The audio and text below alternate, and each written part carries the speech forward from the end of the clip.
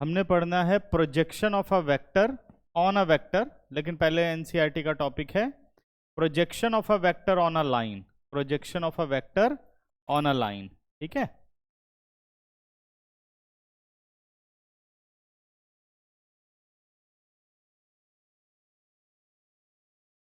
Projection of a vector on a line, ठीक है। देखो अब इसका मतलब क्या है। जैसे मान लो हमारे पास कोई भी एक लाइन एल गिवन है, ये हो गई हमारे पास एक लाइन, ठीक है। ये हो गई लाइन एल, ठीक है। और एक वेक्टर ए है जो इस लाइन एल से इंक्लाइंड है। एक वेक्टर ए है जो इस लाइन एल से इंक्लाइंड है, जैसे ये हो गया, ठीक है। इस तरीके से ये एक वेक्टर ए इस लाइन एल से इंक्लाइंड है। समझ में आया? ठीक है। हमारे पास लाइट सोर्स है, मान लो इस तरीके से एक लाइट सोर्स है,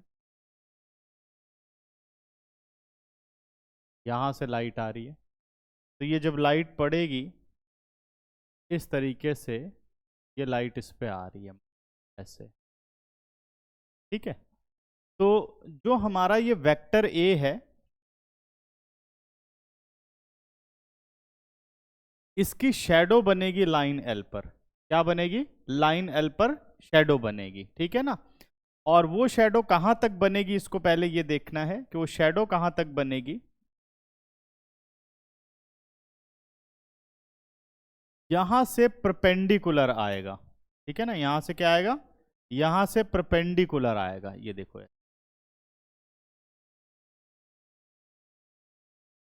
ठीक है ना। इतनी दूर ये शैडो बनेगी। मान लो इसका हम नाम रख देते हैं ए सी। ये हो गया ए और ये हो गया सी, और इसका नाम हम रख देते हैं ए बी। सही है। अभी जो ये ए सी है, इसकी जो डायरेक्शन है वो लाइन एल में है। ए सी की डायरेक्शन किस में है? लाइन एल के अंदर है। यहां तक समझ में आ गया? इससे बाहर नहीं जाएगा। तो मुझे ये पता लगाना है कि भाई ये वेक्टर ए सी क्या है। यही है प्रोजेक्शन ऑफ अ वेक्टर। यही क्या है? Projection of a vector. जो इसकी शैडो बनेगी वेक्टर ए की, किस पे? लाइन एल पर, वही है projection of vector A on line L. समझ में आ रहा है? Projection of vector on line L, ठीक है ना। अब मुझे क्या फाइंड आउट करना है? Vector A C find out करना है। तो ये मान लो किसी एंगल थीटा के साथ इंक्लाइंड है। किसके साथ इंक्लाइंड है? थीटा के साथ इंक्लाइंड है। मुझे निकालना है वेक्टर ए सी मैग्नीट्यूड। क्या निकालना है? Vector A C magnitude. Trigonometry से इस बात को समझो। अगर मैं ट्राइंगल ए बी सी की बात करूं तो 90 डिग्री कहां पर है? 90 डिग्री सी पर है। थीटा एक्यूट एंगल है, ठीक है ना। अगर मैं फॉर्मूला डालूं तो base upon hypotenuse, base upon hypotenuse क्या होता है? Cos theta.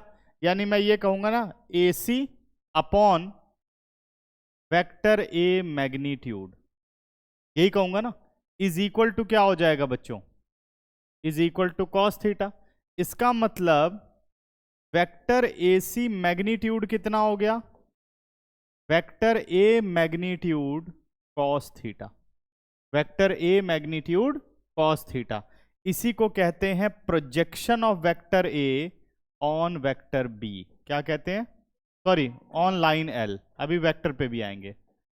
Projection of vector A on line L. क्या क्लियर है बेटा? सही है ना।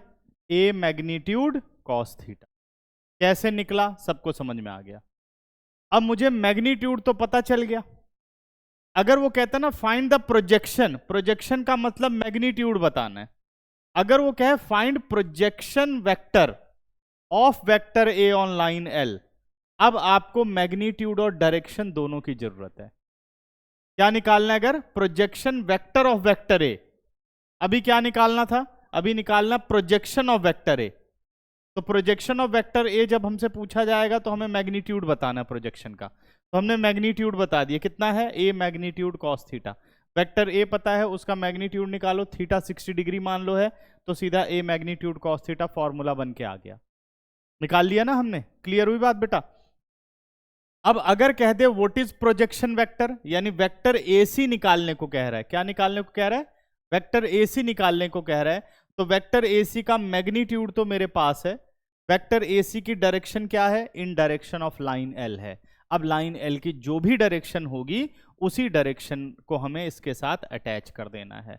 अब डायरेक्शन कैसे अटैच करते हैं, find a unit vector in direction of line L, सही है ना, unit vector in direction of line L, हम यूनिट वेक्टर निकाल लेंगे, उस यूनिट वेक्टर को मल्टीप्लाई कर देंगे इस मैग्नीट्यूड से, वेक्टर एसी आ जाएगा। बात समझ में आ गई? डायरेक्शन ऐसे निकालते हैं ना, क्या निकालते हैं, यूनिट वेक्टर। समझ में आ गया? आगे चलते हैं। अगर पूछे तो, अभी तक कभी क्वेश्चन आया नहीं प्रोजेक्शन वेक्टर का, ठीक है ना। बाकी याद रखना, ये हम क्या निकाल रहे हैं, हम प्रोजेक्शन का मैग्नीट्यूड निकाल रहे हैं, प्रोजेक्शन वेक्टर नहीं निकाल रहे हैं। सिर्फ प्रोजेक्शन बोले तो इसका मतलब मैग्नीट्यूड निकालना है, सिर्फ प्रोजेक्शन बोले तो मैग्नीट्यूड निकालना है, ठीक है ना। अब कुछ कंडीशंस देखो, इसको हम शो कर देते हैं वेक्टर p के साथ। प्रोजेक्शन को किससे शो कर दिया हमने, वेक्टर p के साथ। तो दिस इंप्लाइज, हम क्या फाइंड आउट कर रहे हैं बच्चों, वेक्टर p मैग्नीट्यूड निकाल रहे हैं, जो कि होगा vector a magnitude cos theta, vector a magnitude cos theta, ठीक है ना। अब कुछ कंडीशंस लेते हैं, ठीक है ना, उसको भी हमें याद रखना है।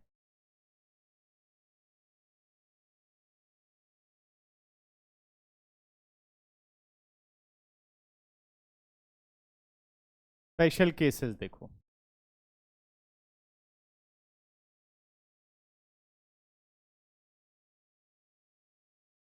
ये मान लो लाइन एल हो गई, तीन चार चीजें फटाफट मैं बना देता हूं क्योंकि हर कंडीशन को हम डिफाइन कर सकते।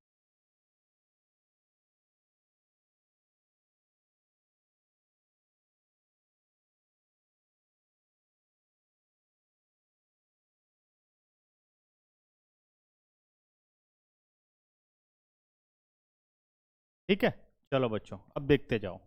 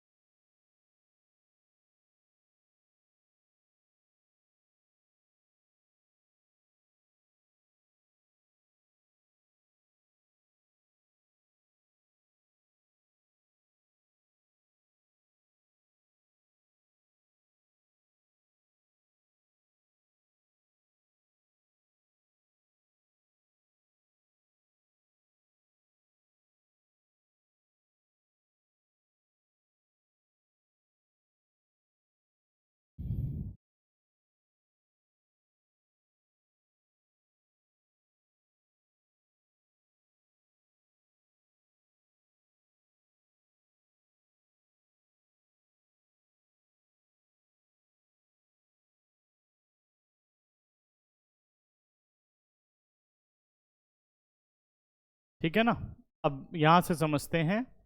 ये हो गया हमारे पास vector A, vector A, vector A और वेक्टर ए, ठीक है। अगर बच्चों थीटा एक एक्यूट एंगल है, थीटा क्या है, एक एक्यूट एंगल है, सही है, ये हमने यहां पे कंसीडर कर लिया थीटा, ठीक है। तो इस वक्त जो थीटा है वो ग्रेटर देन 0 है बट लेस देन π/2 है, यानी एक एक्यूट एंगल है, सही है। तो जो हमारा प्रोजेक्शन बनेगा, मैं यहां प्रोजेक्शन मार्क कर देता हूं, 2 मिनट रुक जाइए बच्चों। ये हमारे पास प्रोजेक्शन हो गया P,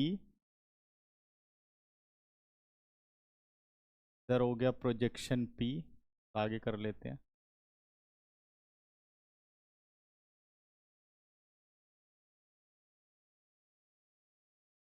नाइन्टी डिग्री वाला कॉन्सेप्ट समझ के रखना है, ठीक है? ठीक है ना? चलो अब ये हमारे पास हो गया AB और ये हो गया AC। अगर बेटा एक्यूट एंगल है तो जो डायरेक्शन होगी वो इन डायरेक्शन ऑफ लाइन L होगी। डायरेक्शन क्या होगी? इन डायरेक्शन ऑफ लाइन L होगी। बहुत ही शॉर्टकट वे में अगर याद करना चाहो तो 0 से लेकर के 360 डिग्री तक कॉस थीटा कौन कौन से क्वाड्रेंट में पॉजिटिव होता है? फर्स्ट में और फोर्थ में। यानी जो फर्स्ट क्वाड्रेंट है ये रहा और फोर्थ क्वाड्रेंट ये रहा, इन दोनों में इन डायरेक्शन ऑफ लाइन L होगी। बाकी सेकंड और थर्ड में नेगेटिव होता है, इन opposite direction of line L होगी प्रोजेक्शन की डायरेक्शन। समझ गए? तो ये एमसीक्यूज बन सकते हैं। तो ये हमारे पास लाइन L हो गई, तो ये क्या होगा? इन डायरेक्शन ऑफ लाइन L। तो क्या रहेगा? Projection in direction of line L, या direction of P, projection P in direction of line L, projection P in direction of line L, in direction of line. ठीक है, यहां पर बात करें, ये A हो गया बच्चों, ये B हो गया और ये C हो गया। इस वक्त आपका एंगल थीटा जो है वो ग्रेटर देन π/2 है बट लेस देन पाई है। इस केस में प्रोजेक्शन की डायरेक्शन क्या होगी? ठीक है, vector P is in opposite direction of line L, L की अपोजिट डायरेक्शन में होगा। यहां पर थीटा की वैल्यू क्या है? एक रिफ्लेक्स एंगल है थीटा, तो क्या रेंज हो गई? More than 180। ठीक है, ये तो मैंने पूरा घुमा दिया। तो कितना हो गया? Greater than pi but less then 360 यानी 2 पाई। सही है। कौन सा एंगल बन रहा है बेटा? Reflex angle. ये हो गया हमारे पास प्रोजेक्शन P, ये A हो गया, ये B हो गया और ये C हो गया। तो क्या होगा? Vector P in opposite direction of L। यहां पर पूरा का पूरा एंगल कितना बन गया? यहां से यहां तक अगर मैं बात करूं तो कितना एंगल आ रहा है? ये मोर देन 3π/2। एक गलती करिए इसमें, 2 पाई नहीं होगा, 2 पाई तो हमें मिलेगा ना, ये होगा 3π/2। सॉरी, कितना होगा बच्चों? 3π/2, सॉरी, ये होगा हमारा 3π/2। और ये वाला एंगल हो गया theta greater than 3π/2, theta greater than 3π/2 but less than 2 pi. इस केस में प्रोजेक्शन की डायरेक्शन क्या होगी? ये लाइन L हो गई, ये C हो गया, ये A हो गया और ये B हो गया। तो इस केस में क्या लिखोगे? In opposite direction of line L, vector P in opposite direction.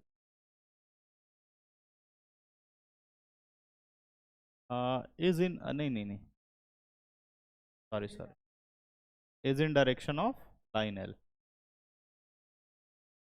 In direction of line L लिख देता हूं, sorry. Vector P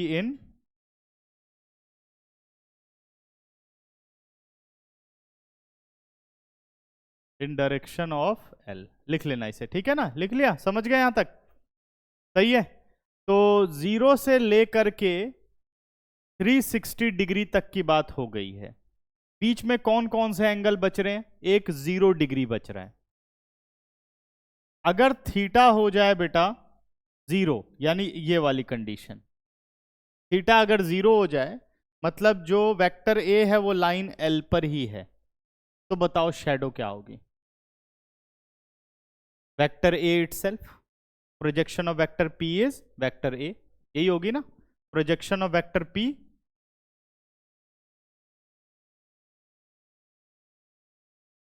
projection of vector P यानी P मैग्नीट्यूड किसके बराबर होगा, A मैग्नीट्यूड के बराबर होगा।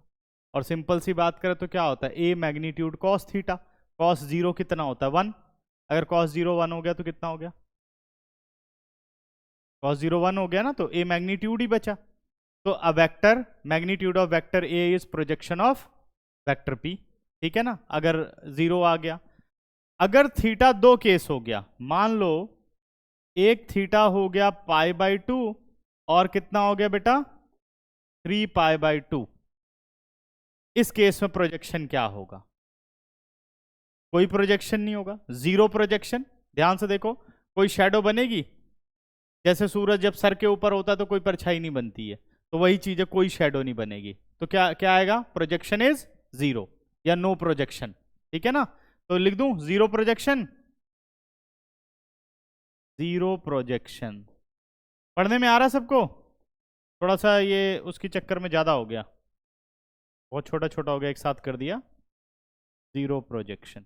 समझ गए होगे मुझे लगता है सभी। तो प्रोजेक्शन की कंडीशन सब समझ में आ गई, ठीक है ना, यहां तक समझ गए। तो ये थी बच्चों इसकी ज्योमेट्री कि प्रोजेक्शन क्या है, क्या क्या उसकी डिफरेंट कंडीशंस होती हैं, ठीक है ना। नोट कर डालो पहले, हाँ ये ले लो, ये ले, ठीक है, जल्दी से नोट करो। अब लाइन का तो पढ़ लिया, अब पढ़ते हैं projection of vector A on vector B, projection of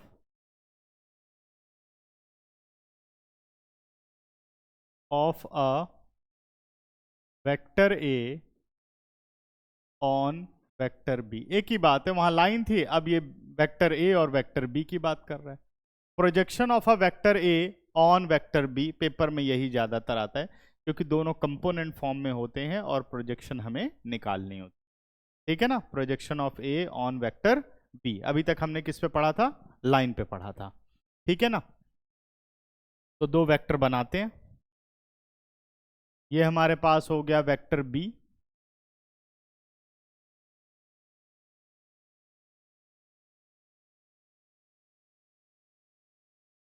और ये हमारे पास हो गया वेक्टर ए।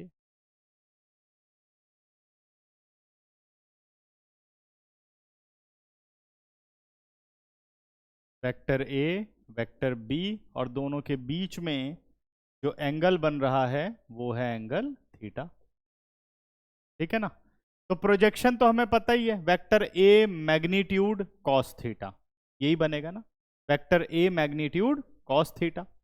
तो projection of vector A, projection of vector A on vector B is A magnitude cos of theta, सही है।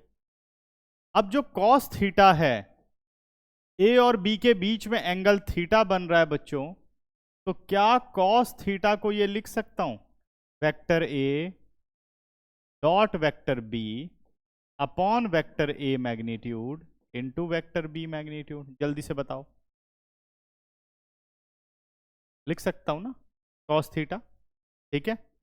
ए मैग्नीट्यूड और ए मैग्नीट्यूड कैंसिल आउट, ये देखो हमारे पास एक एल्जेब्रिक फॉर्मूला निकल के आ गया, projection of vector A on B is vector A dot B upon B magnitude. यही रटा जाता है कि अगर projection of vector A on B करना है, A dot B upon B magnitude.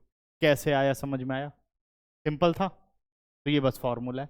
अगर कह दे projection of vector B on A, तो क्या बनेगा, ए मैग्नीट्यूड। क्यों आएगा, मेरे ख्याल से अब समझ गए होगे सारे, समझ में आ रहा है, क्लियर हुआ।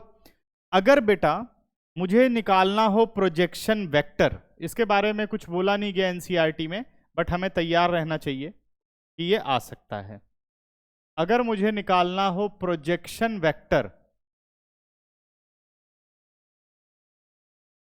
Projection vector of vector A on vector B, अगर ये काम करना हो तो आप कैसे करोगे, ठीक है ना।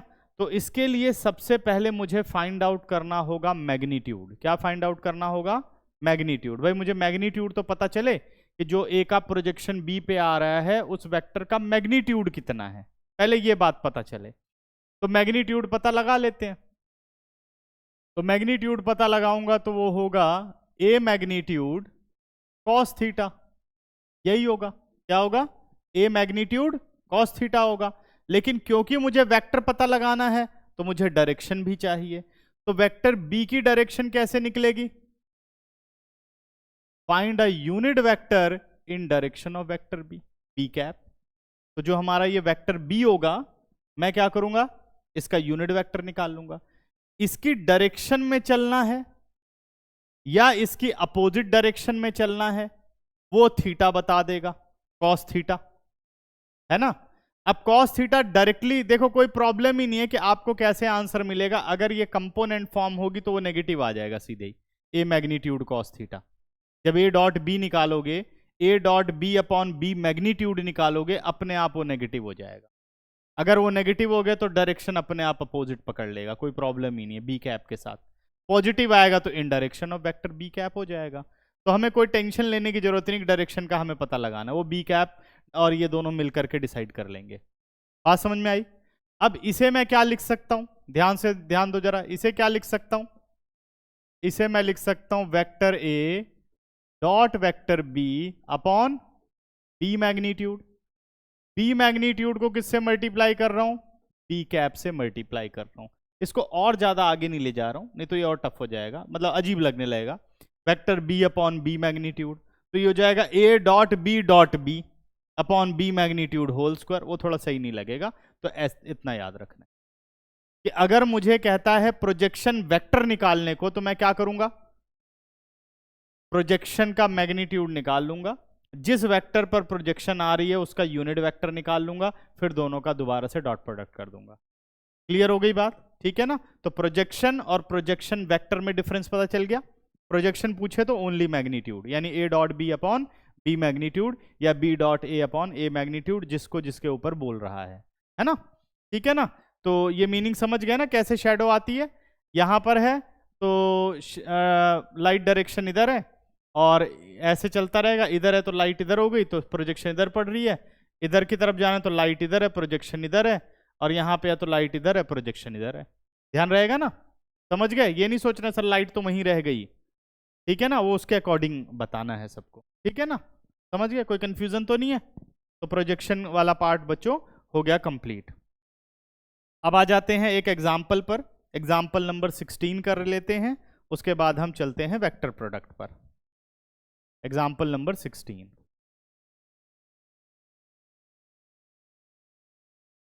देखो क्या बोलता है क्वेश्चन।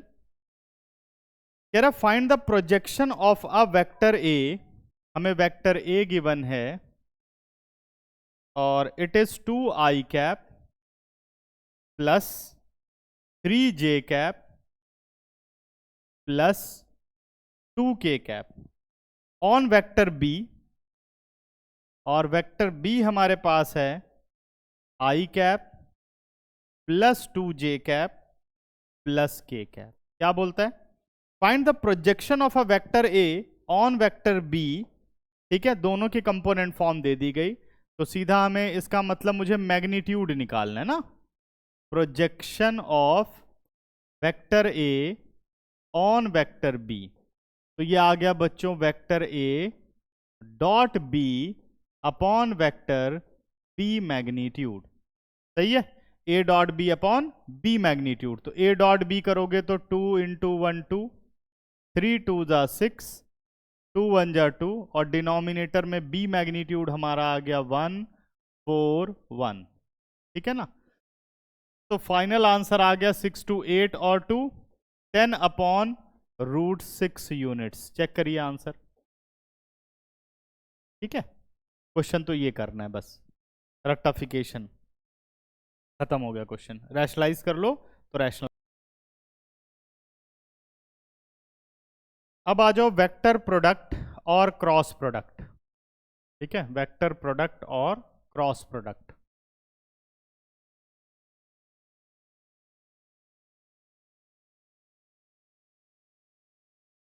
वेक्टर प्रोडक्ट कहते हैं इसे, और हम इसे कहते हैं क्रॉस प्रोडक्ट, है ना। अब वेक्टर प्रोडक्ट और क्रॉस प्रोडक्ट के क्या फायदे हैं, क्यों निकाला जाता है, इसको समझ लेते हैं। मान लो हमारे पास एक वेक्टर ए है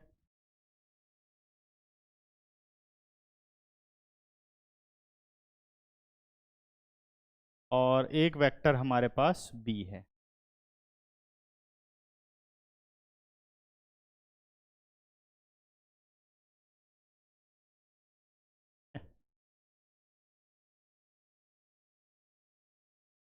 ये हो गया बच्चों वेक्टर ए और ये है वेक्टर बी, ठीक है। अगर हम वेक्टर ए को वेक्टर बी की तरफ मूव करते हैं ऐसे, ठीक है, मान लो ये एंगल हमारे पास हो गया थीटा, और थीटा की जो रेंज है वो ग्रेटर देन इक्वल टू 0 है और लेस देन इक्वल टू पाई है, ठीक है ना। यहां डायरेक्शन मैटर करती है कि ए से बी की तरफ जा रहे हो या बी से ए की तरफ जा रहे हो, समझ में आ रहा है, ठीक है। डॉट प्रोडक्ट में ऐसी कोई प्रॉब्लम नहीं, डॉट प्रोडक्ट में बस एंगल बनना चाहिए। डॉट प्रोडक्ट में हम किसी चीज को एक एंगल पर धक्का लगाते थे और एंगल लगभग वो सेम रहेगा, ठीक है। यहां पे क्या हो रहा है कि आप जो ए है उसको घुमा किधर रहे हो, बी की तरफ आप घुमा रहे हो, ए को किधर घुमा रहे हो, बी की तरफ घुमा रहे हो, ठीक है ना। अब इस बात को समझते हैं। आप लोगों ने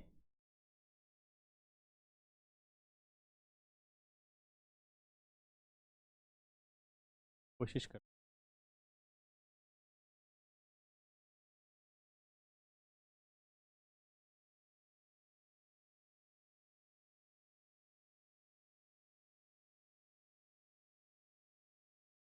हो सकता है कुछ लोगों ने देखा हो या कुछ लोगों ने ना देखा हो।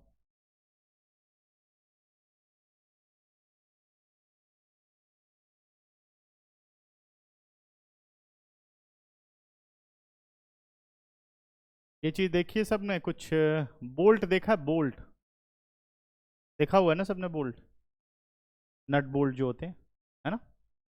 तो बोल्ट में क्या होता है कि रिंच जो होती है, ठीक है ना, कुछ आधी समझ लो ऐसी ही रिंच होती है। तो अगर इसको आधा हम करें, देखें आधा होगा, आधा नहीं होगा,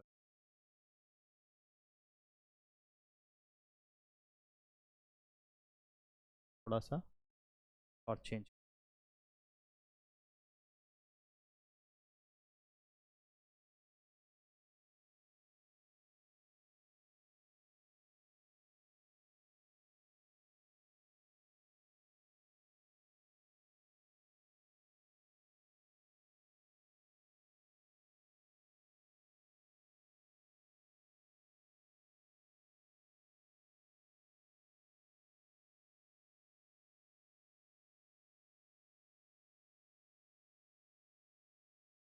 ऐसे थोड़ा सा, ठीक है ना।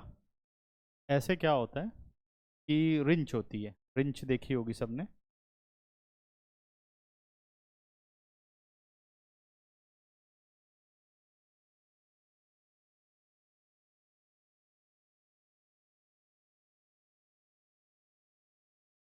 कुछ ऐसे होती है, समझ लो, ठीक है ना। अब क्या होता है कि इस रिंच को उठाते हैं और इस बोल्ट पर लगाते हैं, सही है।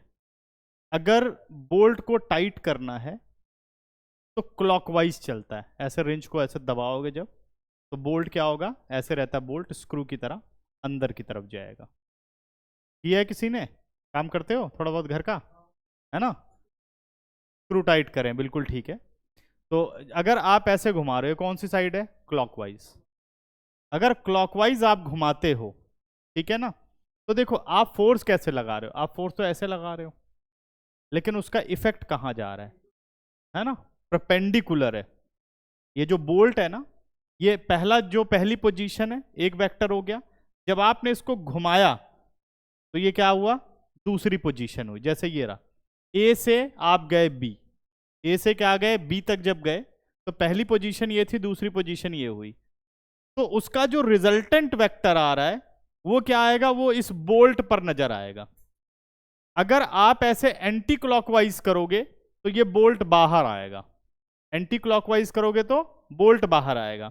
और जो हम ये फोर्स लगा रहे हैं ना, ये जो बोल्ट की पोजीशन होगी, ये दोनों डायरेक्शन पर परपेंडिकुलर पोजीशन होगी, दोनों पर क्या होगी, परपेंडिकुलर पोजीशन होगी, ठीक है ना।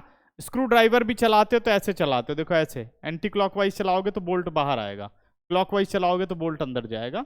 लेकिन दोनों ही सिचुएशन में जो बोल्ट है वो किस डायरेक्शन में जा रहा होता है, वॉल पे परपेंडिकुलर डायरेक्शन में जा रहा होता है। समझ गए, ठीक है।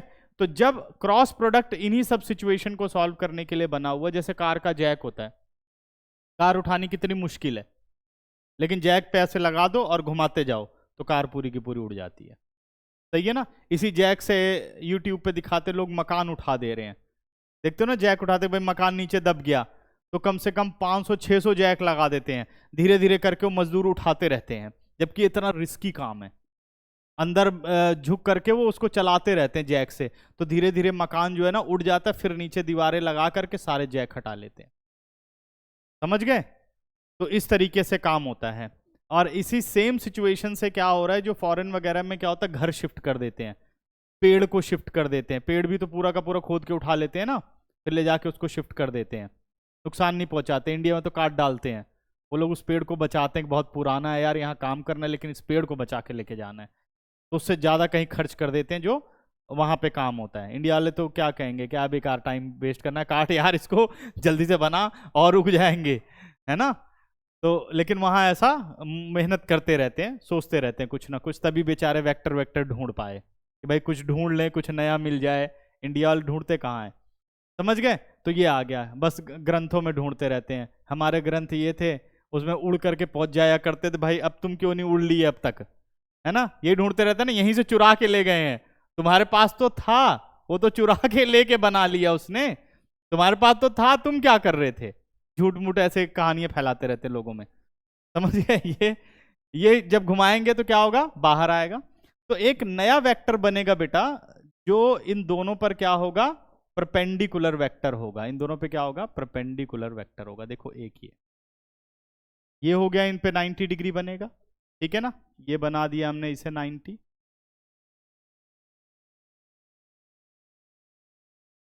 ये बन गया, और दूसरा 90 ये बन गया, है ना। समझ में आ रहा है। तो ये जो वेक्टर होगा ना, इस वेक्टर की डायरेक्शन को हम लेंगे एन कैप, वेक्टर की डायरेक्शन को क्या लेंगे, एन कैप। लेकिन अब इसका मैग्नीट्यूड कैसे फाइंड आउट करोगे, उसी सिचुएशन को हम क्रॉस प्रोडक्ट से मेंशन करते हैं। तो जो ये नया वेक्टर आ रहा है, ये है vector A cross vector B, सही है। अगर आप इसका मैग्नीट्यूड कर दोगे, अभी इवेल्युएट करना हम सीखेंगे, जब आप इसका मैग्नीट्यूड कर दोगे तो आपको पता चल जाएगा कि मैग्नीट्यूड कितना बाहर आया है। जैसे मान लो एक बार रिंच को आप घुमाओगे तो एक बार में बोल्ट कितना बाहर आएगा, वो होगा ए क्रॉस बी मैग्नीट्यूड, और जो डायरेक्शन होगी वो डायरेक्शन होगी एन कैप। तो अगर मैं ये मैग्नीट्यूड हटा दूं तो ए क्रॉस बी विद डायरेक्शन आ जाएगा, ठीक है ना। किस डायरेक्शन में जा रहा है, ए टू बी जा रहा है। अगर बच्चों बी टू ए जाए, अगर क्या जाए, बी टू ए जाए, ध्यान से देखो, अगर ये बी टू ए जाए, ठीक है ना, अब डायरेक्शन रिवर्स हो गई। अब डायरेक्शन क्या हो गई इसकी, अब इसकी डायरेक्शन हो गई माइनस एन कैप। क्या हो गई, माइनस एन कैप, उधर N cap minus N cap. अब इस चीज को राइट हैंड सिस्टम रूल से भी आप समझ सकते हो। देखो कैसे, अपने अपने हाथ को ऐसे टाइट करो सारे, अभी पता चल जाएगा, ठीक है ना। इसको समझो, ये हमारे पास वेक्टर बी हो गया जो रिस्ट है, और ये हो गया हमारे पास वेक्टर ए, उंगलियां। अब जरा उंगलियों को टाइट करो, आप देखो फोर्स कहाँ नजर आएगी, सीधे देखो थंब पे नजर आएगी। थंब लगा के देखो ऐसे करके, अपने आप पता चलेगा आपको कि किस तरफ फोर्स ऊपर जा रही है, थंब की तरफ जा रही है। तो यही आपका एन कैप है, डायरेक्शन पता चल गई। अब इसका मैग्नीट्यूड कितना है, मैग्नीट्यूड है ए क्रॉस बी मैग्नीट्यूड। तो इसका मतलब मुझे अब पहले ए क्रॉस बी इवेल्युएट करना आना चाहिए। क्यों ये वेक्टर क्वांटिटी हुई, क्योंकि जब आप ए को बी की तरफ ले जा रहे हो तो ऐसा नहीं कि रैंडमली कहीं पर भी फोर्स लग जा रही है, देखो एक अलग डायरेक्शन में लग रही है। और अगर उल्टा कर दो, देखो ध्यान से, अब देखो नीचे की तरफ लग रही है। सही है ना, समझ में आ रहा है, क्लियर हुआ? तो ये आपको ध्यान रखना है। तो इंपॉर्टेंट पॉइंट है, ए क्रॉस बी एक वेक्टर क्वांटिटी है। वेक्टर ए क्रॉस बी होगा null vector if either vector A is null vector और vector B is null vector. अगर वेक्टर ए नल वेक्टर हो या वेक्टर बी नल वेक्टर हो तो ए cross B हमेशा क्या निकलेगा? नल वेक्टर निकलेगा। ठीक है ना? और क्रॉस प्रोडक्ट क्या है? क्रॉस प्रोडक्ट एक वेक्टर क्वांटिटी है। ये बात क्लियर हो गई, समझ में आ रहा है? अब चलते हैं बच्चों आगे, ऑब्जर्वेशंस पर आओ। जैसे डॉट प्रोडक्ट की ऑब्जर्वेशंस पढ़ी थी वैसे क्रॉस प्रोडक्ट की ऑब्जर्वेशंस पढ़िए।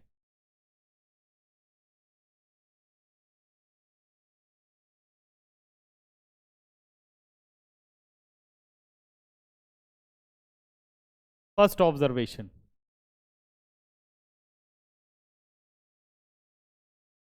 Vector A cross B is a vector. ठीक है ना?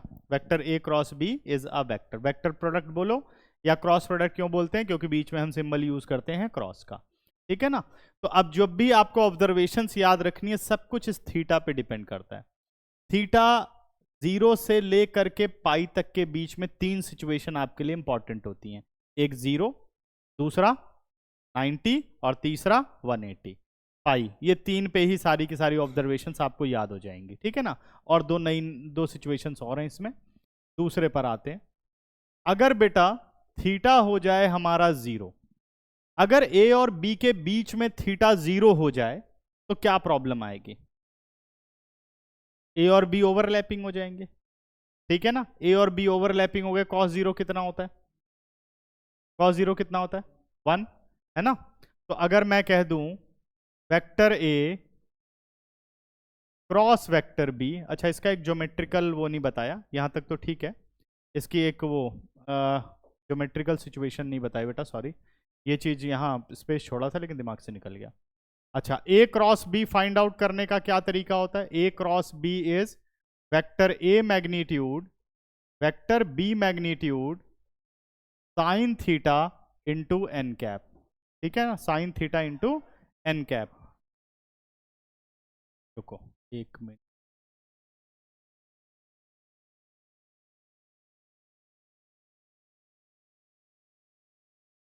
ये आ गया हमारे पास एन कैप। यहाँ पे हमने लिखा था, थोड़ा चेंज कर देते हैं, एन कैप हम यहाँ, ठीक है ना? और vector A cross B evaluate करें अगर हम, तो ये होता है A magnitude B magnitude sine of theta. ठीक है ना? अभी तक हमने मैग्नीट्यूड अगर ज्योमेट्रिकली निकालना हो तो वेक्टर ए का मैग्नीट्यूड वेक्टर बी का मैग्नीट्यूड साइन थीटा निकाल दूं तो ए क्रॉस बी मैग्नीट्यूड मिलेगा। क्या मिलेगा? ए क्रॉस बी मैग्नीट्यूड मिलेगा। और अगर इसकी डायरेक्शन चाहिए तो क्या लिखेंगे हम? N cap. डायरेक्शन चाहिए तो क्या लिखेंगे हम? N cap. क्लियर हुआ? ठीक है ना? वो थोड़ा टॉपिक मिस हो गया, मुझे लगा मैं बता चुका हूं। ए क्रॉस बी क्या हो गया? A magnitude B magnitude sine theta N cap. और ए डॉट बी क्या था? A magnitude B magnitude cos theta. Difference समझ में आ गया? एन कैप क्या बता रहा है? डायरेक्शन। और ये पूरी सिचुएशन क्या बता रही है बेटा? मैग्नीट्यूड। क्लियर है ना? ठीक है। अब इसी पे थीटा पूरा डिपेंड करता है। अब आ जाओ कि भाई थीटा हो गया हमारे पास 0, तो ए क्रॉस बी कितना हो जाएगा? ए क्रॉस बी हमारे पास हो गया vector A magnitude vector B magnitude sine 0 into N cap. सही है? साइन 0 कितना होता है? 0। तो हमारा ए क्रॉस बी कितना आ गया? ए क्रॉस बी आ गया 0 वेक्टर। 0 नहीं लिखना क्योंकि एन कैप क्या बता रहा है? डायरेक्शन। तो 0 मैग्नीट्यूड हो गया, एन कैप डायरेक्शन हो गया, तो क्या बन गया? 0 वेक्टर। तो अगर बेटा क्रॉस प्रोडक्ट नल वेक्टर आ जाए, क्रॉस प्रोडक्ट क्या आ जाए? नल वेक्टर आ जाए, ठीक है ना? तो आपने क्या देखा भाई? अगर दो वेक्टर की मैं बात करूं तो दो वेक्टर ओवरलैपिंग होंगे या पैरेलल होंगे तभी उनके बीच में 0 बनेगा। दो वेक्टर ओवरलैपिंग होंगे या पैरेलल होंगे तभी 0 बनेगा। पैरेलल वेक्टर कौन से वेक्टर होते हैं? Collinear vectors. अगर वेक्टर्स को कोलिनियर प्रूफ करना है या पैरेलल प्रूफ करना है तो हम क्या यूज करेंगे? Cross product. और अगर वेक्टर को परपेंडिकुलर प्रूफ करना है तो क्या यूज करेंगे? Dot product. याद है, वेक्टर ए डॉट बी अगर जीरो हुआ तो परपेंडिकुलर, और ए क्रॉस बी जीरो हुआ तो क्या लिखोगे? पैरेलल वेक्टर्स और कोलिनियर वेक्टर्स। अगर ये कंडीशन आ गई then vector A and vector B are parallel vector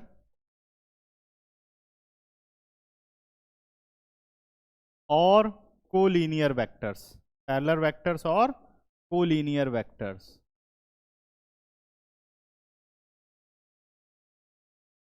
तो जीरो वाली सिचुएशन समझ में आ गई सबको? ठीक है ना। अब आते हैं सेकंड सिचुएशन पर।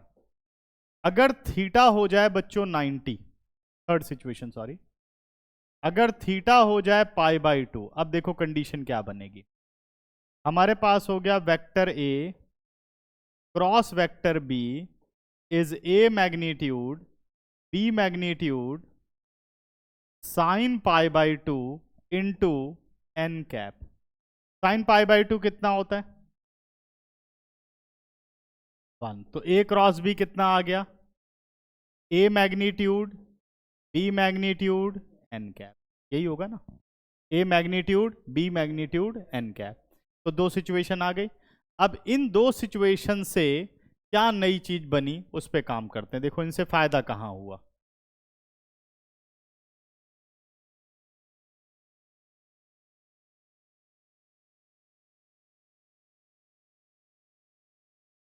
दिखाई दे रहा है ना यहां तक?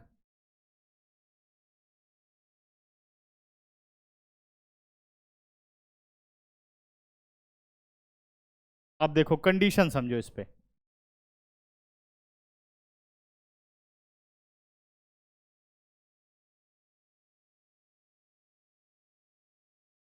थ्री डी स्पेस लेते हैं।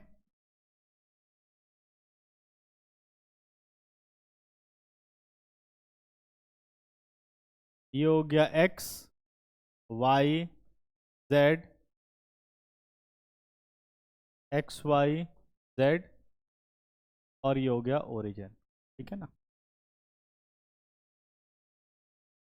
I cap is a unit vector along X axis, J cap is a unit vector along Y axis, and K cap a unit vector along Z axis. सही है।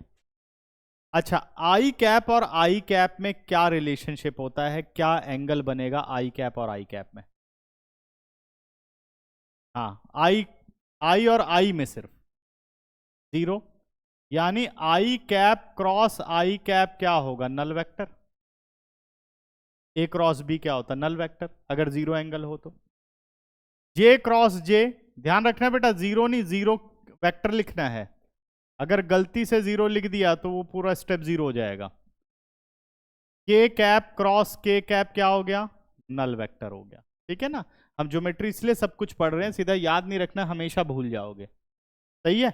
आपको जब भी कोई सिचुएशन मुश्किल लगे तुरंत याद रखो A magnitude B magnitude sine theta N cap.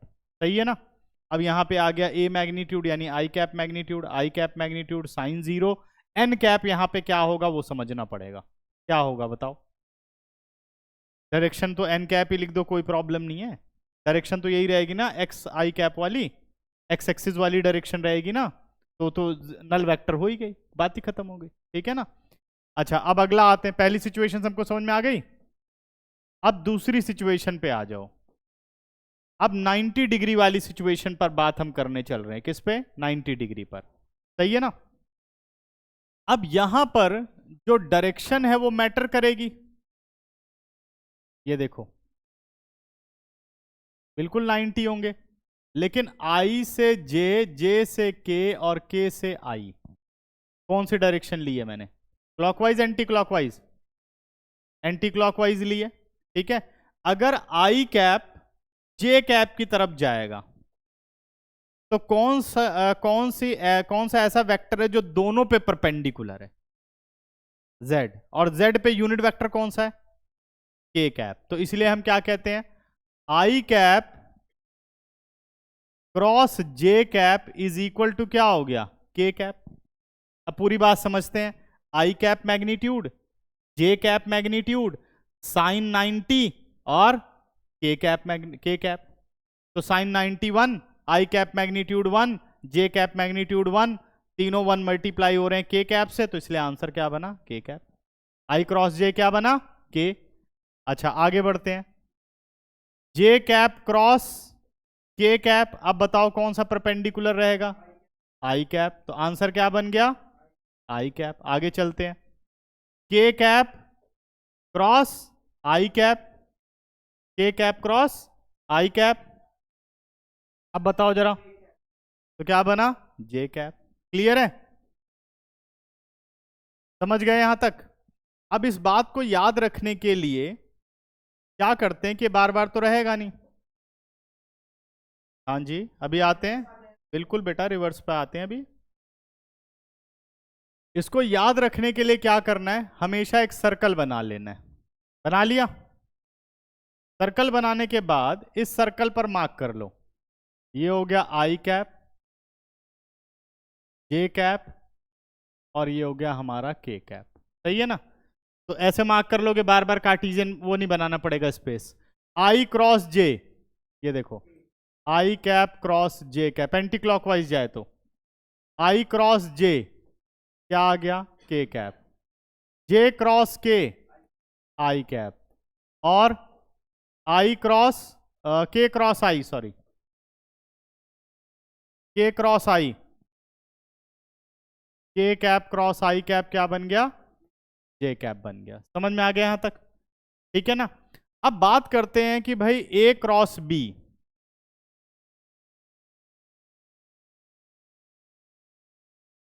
अभी हमने पढ़ा ए क्रॉस बी क्या होता है? A magnitude, B magnitude, sine theta N cap. अच्छा अगर मैं बी क्रॉस ए कर दूं तो B magnitude, A magnitude, sine theta minus N cap होगा। पहली फिगर ये देखो, अगर बी से ए की तरफ जाऊं तो परपेंडिकुलर कौन सा हो गया? Minus N cap. अगर उसे एन मानते हो तो इसे माइनस एन मानना पड़ेगा, अपोजिट डायरेक्शन। ठीक है, तो अगर मैं माइनस एन कैप करूं तो फाइनली ये क्या बना? Vector B cross A minus बाहर, vector A magnitude, vector B magnitude, sine theta N cap. समझ में आ रहा है?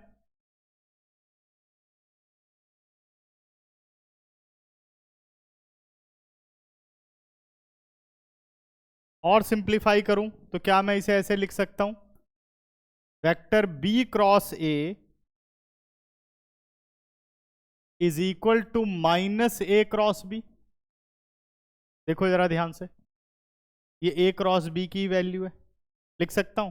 इससे कंक्लूजन क्या निकला कि A cross B is not equal to B cross A. A cross B is not equal to B cross A. क्या ये बात सही है? समझ में आ गया? जबकि डॉट प्रोडक्ट क्या होते हैं? कॉम्यूटेटिव। क्रॉस प्रोडक्ट क्या हुए? वो कॉम्यूटेटिव नहीं है। ठीक है, समझ गए? अब इसी सेम कॉन्सेप्ट पर अगर हम यहां पर आ जाएं कि भाई जो ये एंटी क्लॉकवाइज थे, अगर यही क्लॉकवाइज हो जाएं, देखो क्लॉकवाइज में आई क्रॉस के क्या हुआ बेटा? आई क्रॉस के, तो ये होगा माइनस जे। के क्रॉस जे तो क्या हो जाएगा? ये minus I. J cap cross I cap minus के। याद रहेगा? कोई गड़बड़ तो नहीं होगी? इनमें थोड़ा काम करना पड़ेगा, हो जाता है नेगेटिव वगैरह का गड़बड़, तो ये ध्यान रखना है। हमेशा सर्कल बना लोगे, उसके बाद अप्लाई करोगे, प्रैक्टिस करते जाओगे, फिर याद हो जाएगा। ठीक है, समझ गए यहां तक? कोई डाउट यहां तक?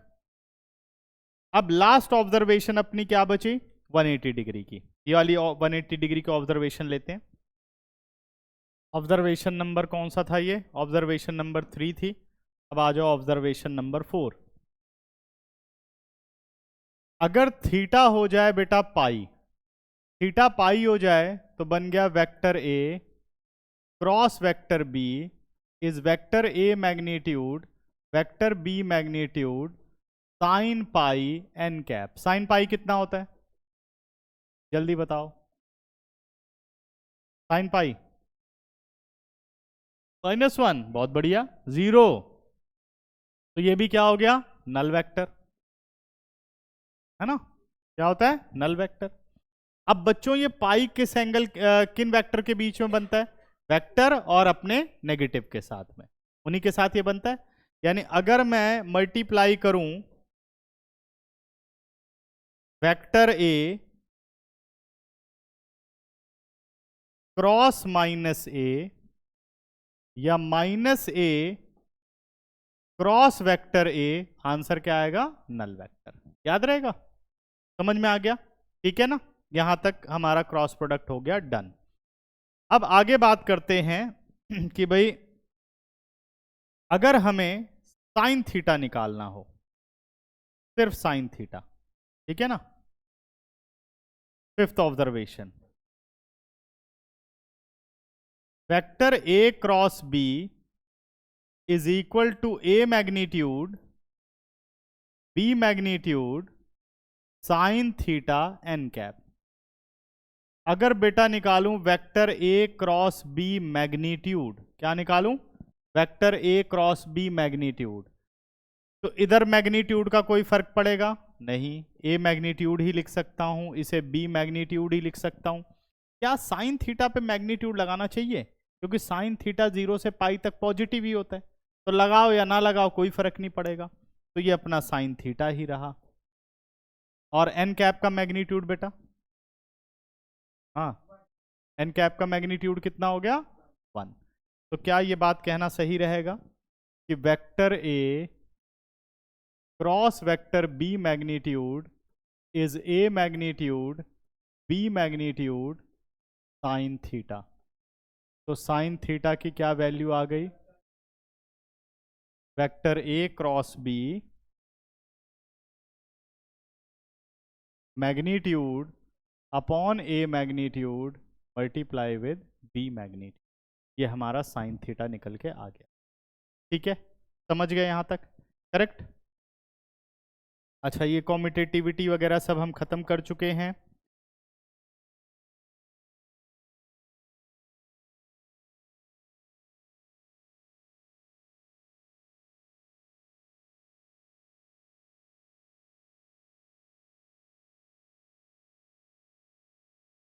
अब दो चीजें रह गई, एरिया ऑफ पैरेललोग्राम और एरिया ऑफ ट्राइंगल।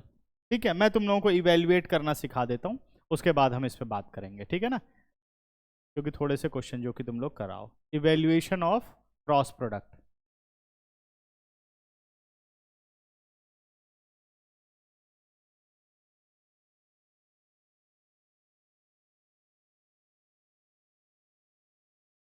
या कह सकते हो कैलकुलेशन ऑफ क्रॉस प्रोडक्ट, जो भी है, ठीक है।